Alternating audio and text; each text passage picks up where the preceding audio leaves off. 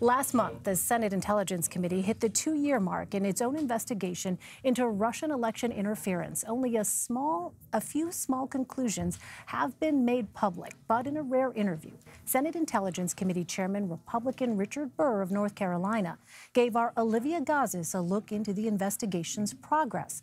And Olivia joins me now from Washington. She's a CBS News intelligence reporter. Olivia, this is really fascinating. We don't often hear from Senator Burr. What did he have to say about why the investigation is taking so long?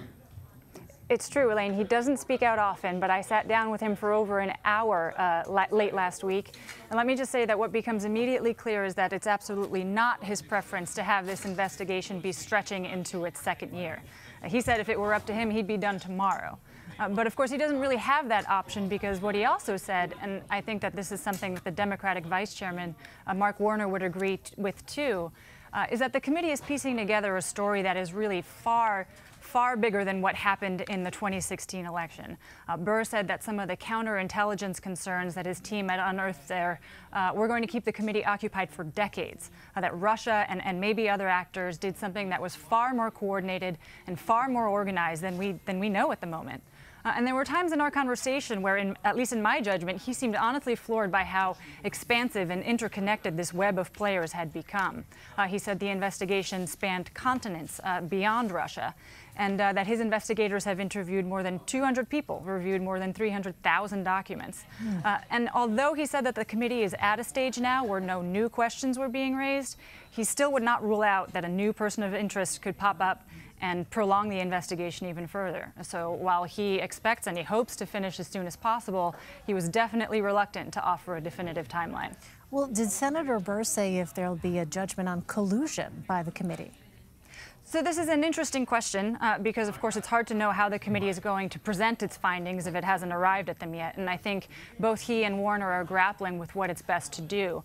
But what the chairman told me was that what the committee thinks, what its members think, shouldn't really be paramount here. What he wants to do is arrive at a set of facts, to set those before the American people and say, you decide whether you believe that these behaviors constitute collusion. Now, I asked him how that can possibly be helpful if the country already seems divided on that very question. But what he said is that he's aiming at the 60% of Americans who aren't firmly lodged in pro or anti-Trump camps. And those are the people he's hoping he can help arrive at their own conclusions. Whether that 60% is even going to be satisfied with a report that doesn't include an evaluative judgment on that very crucial issue from the people who have worked on it for over 2 years, I think that's an open question. Well, what about Senator Burr personally? Does he feel as though the Senate has enough evidence to make a case for collusion with the Russian government?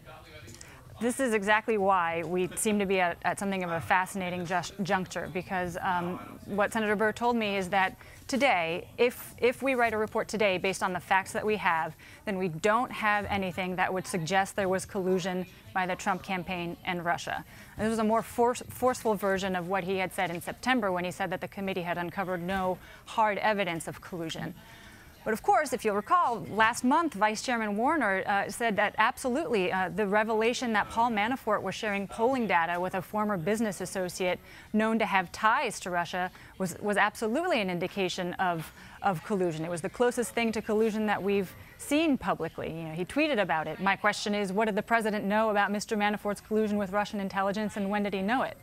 So if anyone is waiting for a unified, apolitical, conclusive value judgment of what the sum total of the Trump campaign's interactions amounted to, it may, but it probably won't come from this committee.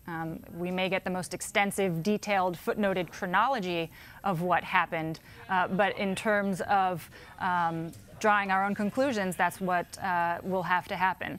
And I should just say that I'll have much more of that in a piece coming out this week on CBSNews.com. All right, we look forward to that. Really remarkable to hear the thoughts of Senator Burr at this moment. Olivia Gazis in Washington, we do look forward to more of your reporting later this week. Thanks so much. Thanks, Elaine.